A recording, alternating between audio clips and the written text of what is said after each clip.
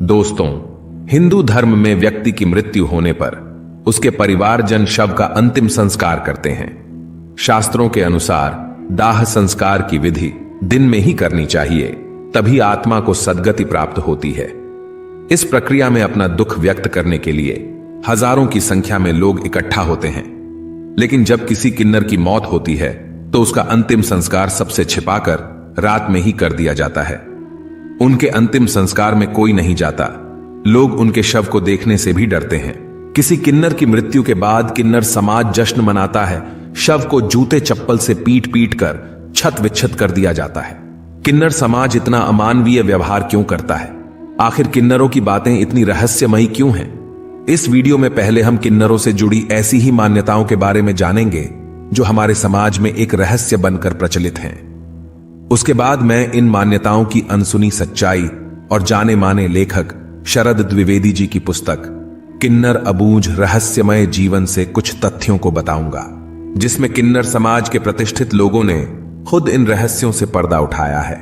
दोस्तों, आज का यह विषय बहुत ही रोचक होने वाला है, तो चलिए बिना देर किए हुए जानते हैं कि किन्नरों का अंतिम संस्कार कैसे होता है। दोस्तों, हिंदू धर्म ग्रंथ बताते हैं कि एक समय किन्नरों को समाज में विशेष स्थान प्राप्त था। भगवान शिव के अर्धनारीश्वर रूप को सारा संसार आज भी पूजता है। महाभारत में तो खुद अर्जुन अज्ञातवास के दौरान किन्नर बने थे, और महाभारत के शिखंडी की भूमिका को कौन नहीं जानता। किन्नरों का आशीर्वाद और श्राप दोनों बहुत ही महत्वपूर्ण माने जाते हैं। आज भी किसी भी खुशी के अवसर पर किन्नरों को दान देना, उनका आशीर्वाद लेना बहुत शुभ माना जाता है। इसके पीछे की कथा के अनुसार भगवान श्री राम ने किन्नरों की भक्ति से प्रसन्न होकर एक आशीर्वाद दिया था कि इनका दिया हुआ आशीर्वाद वरदान स्वरूप होगा। इसी वजह से किन्नरों के आशीर्वाद को आज भी वरदान माना जाता है।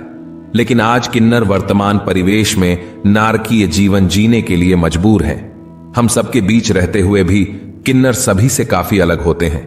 हर किन्नर सिर्फ अपनी दुनिया में मस्त और व्यस्त रहता है, परंतु वे खुद की चुनौती और परंपराओं का रहस्य किसी से साझा नहीं करते। यही कारण है कि आज लोग किन्नरों के बारे में, उनकी परंपराओं के बारे में जानना चाहते हैं। लोग किन्नरों के रहन सहन, उनकी परंपराओं को जानने व समझने का प्रयास करते हैं, लेकिन वे चाहकर भी किन्नरों की परंपराओं को पता नहीं लगा पाते।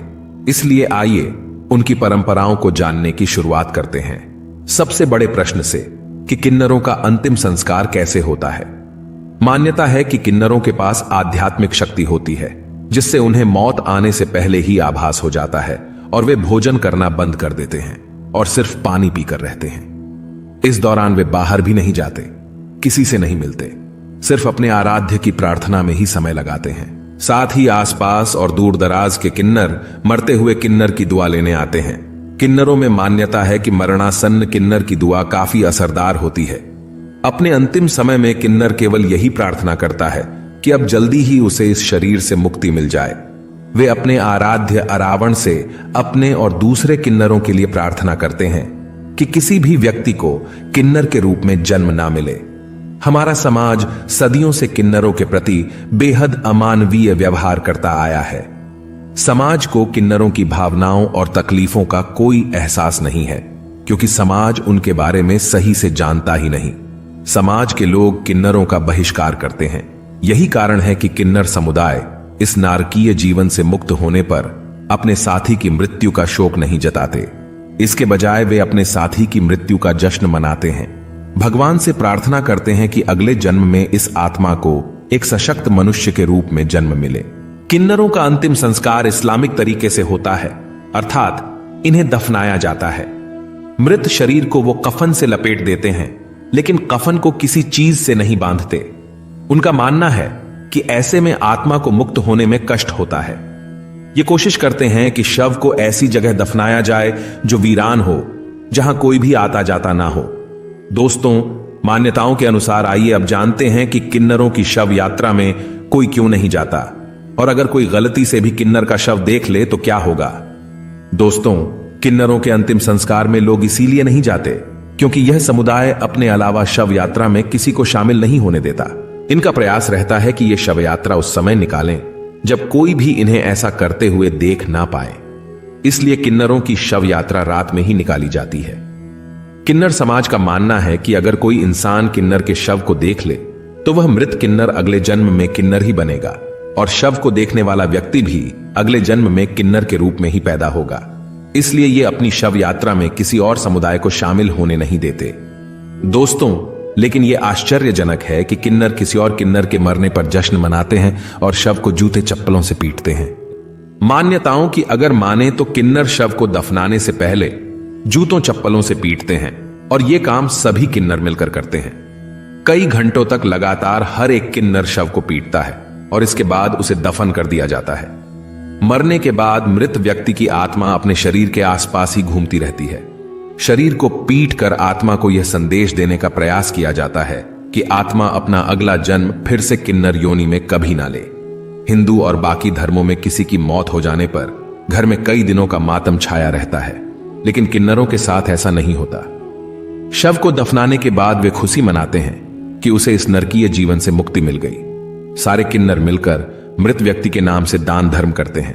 दोस्तों, अभी तक जो भी मैंने किन्नरों के बारे में बताया है वो सब केवल कही सुनी बातें हैं जिसे लोगों ने सच मान रखा है। अब मैं आपको जाने माने लेखक और पत्रकार श्री शरद द्विवेदी जी की पुस्तक किन्नर अबूझ रहस्यमय जीवन से कुछ तथ्यों को बताने जा रहा हूं। ये प्रश्न उन्होंने खुद किन्नर समाज की प्रतिष्ठित व्यक्ति किन्नर अखाड़ा की महंत से पूछे, तो उनका जो जवाब था वो सुनकर आप भी अचरज में पड़ जाएंगे। तो आइए इन्हीं मान्यताओं पर उनके जवाब को एक एक करके जानते हैं। महंत बताती हैं कि किन्नर के जन्म, मृत्यु व अंतिम संस्कार की प्रक्रिया आम इंसानों की तरह ही है। आम इंसानों की तरह किन्नरों की शव यात्रा भी दिन में ही पूरी परंपरा के अनुसार निकाली जाती है। बस शव यात्रा में किन्नरों की जगह स्थानीय आम लोग शामिल होते हैं। यही लोग पूरे विधि विधान से मृत किन्नर का अंतिम संस्कार करते हैं। मृतक किन्नर का अंतिम संस्कार उसकी धार्मिक परंपराओं के अनुसार किया जाता है। यदि मृतक किन्नर हिंदू होता है तो शमशान घाट पर उसे जलाया जाता है या समाधि दी जाती है, जबकि मुस्लिम किन्नर को कब्रिस्तान में दफनाया जाता है। किन्नर अपने साथी या गुरु की मृत्यु के बारे में किसी बाहरी व्यक्ति से चर्चा नहीं करते और ना ही सार्वजनिक रूप से अपना दुख प्रकट करते हैं। इससे किन्नर की मृत्यु के बारे में आम लोगों को जानकारी नहीं मिल पाती। दाह संस्कार की किसी भी प्रक्रिया में कोई किन्नर शामिल नहीं होता। किन्नर न शव यात्रा में शामिल होते हैं, ना ही अंतिम संस्कार के क्रियाकर्म में। इससे लोगों को पता नहीं चलता कि मृतक किन्नर है या नहीं। कोई किन्नर दाह संस्कार की प्रक्रिया में शामिल इसलिए नहीं होता क्योंकि वे मानते हैं कि यदि समाज को किसी किन्नर की मृत्यु का पता चलेगा तो लोग उसे भी हेय दृष्टि से ही देखेंगे। पुराने समय में जब किन्नर अपने परिवार के किसी सदस्य की मृत्यु होने पर उसका अंतिम संस्कार कराने जाते थे तो उन्हें शमशान घाट या कब्रिस्तान से अपशब्द कहकर मार पीट कर भगा दिया जाता था।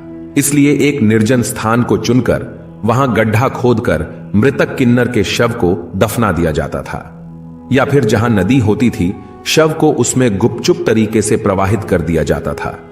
इस क्रियाकर्म में केवल कुछ किन्नर ही शामिल होते थे।